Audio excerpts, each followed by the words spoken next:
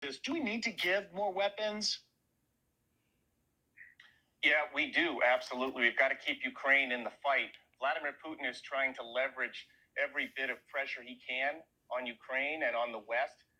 He's using food, weaponizing food to try to induce the West to reduce our support to Ukraine. But we've got to keep Ukraine in the fight. That's the only way that we can reach a resolution that protects not only Ukraine, but our NATO allies, especially on the borders of Russia.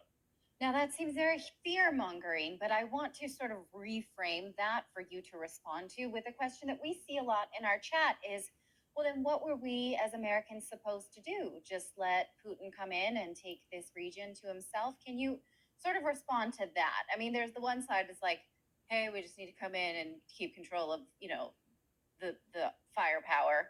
And then there's the other argument, which is, what did we really need to do here? Yeah, let me just start off by saying that Dan Hoffman's not a military expert. Dan Hoffman's not an intelligence analyst. Dan Hoffman was a CIA case officer.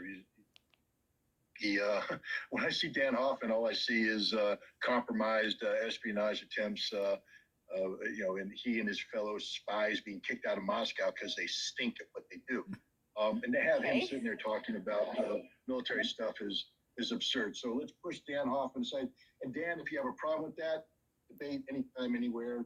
I know your record, you know mine. It's an easy one. You lose.